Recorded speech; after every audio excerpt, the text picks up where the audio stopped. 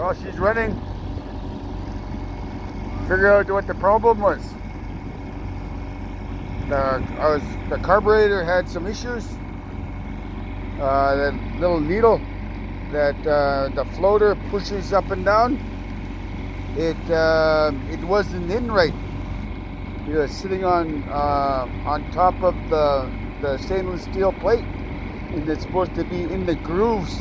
There's a little tiny little slot that it has to slide in, kind of like the way your wine glass slides onto the wine glass holder.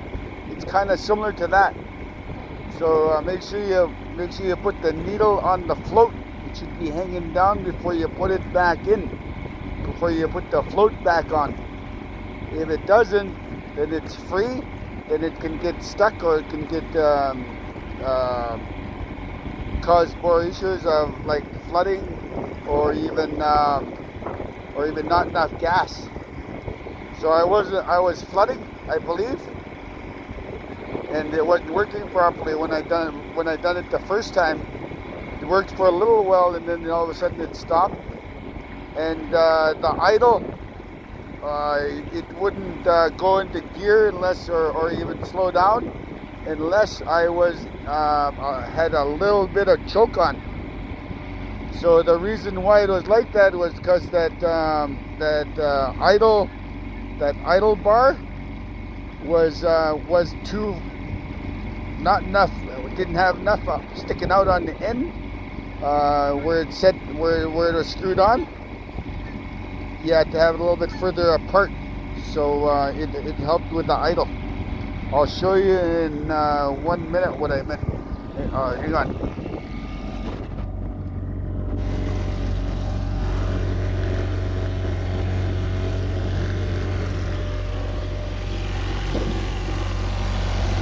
Okay.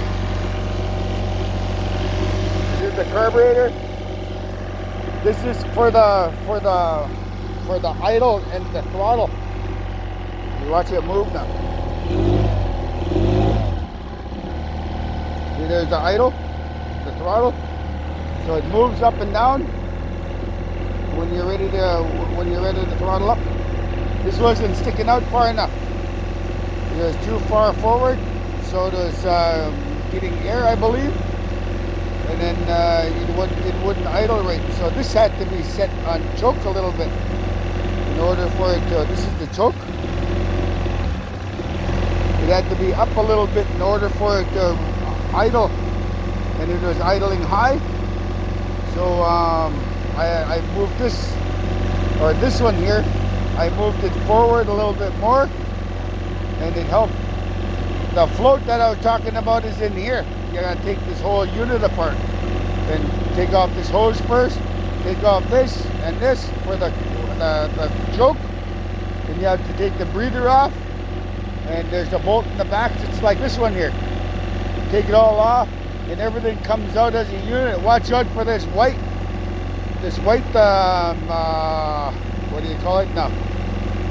Spacer, I guess. It has two gaskets on either side. One of them is a small gasket because it's a real small hole coming out of there, and then there's one that's a little bit bigger. So that will fall off if you don't watch out, if you're working on it in the water. So stand up when you're taking this off. That way you'll be able to put your hand around it. And underneath there's the gas hose, and it's just a pinch clamp on it. And it'll come off easily. It comes off real easy. So there's my thing about these little kickers. Running great now. So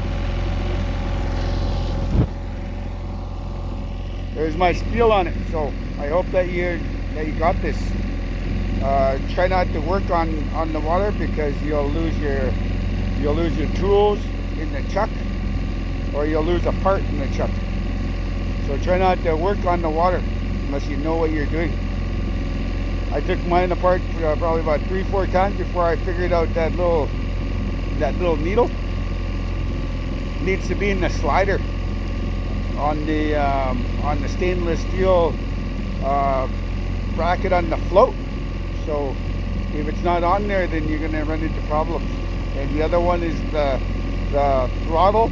It needs to be a little bit down in order for it to idle properly.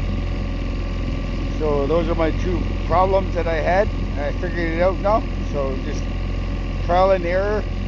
So it was actually not too bad. So there you go. I gotta go fishing tomorrow.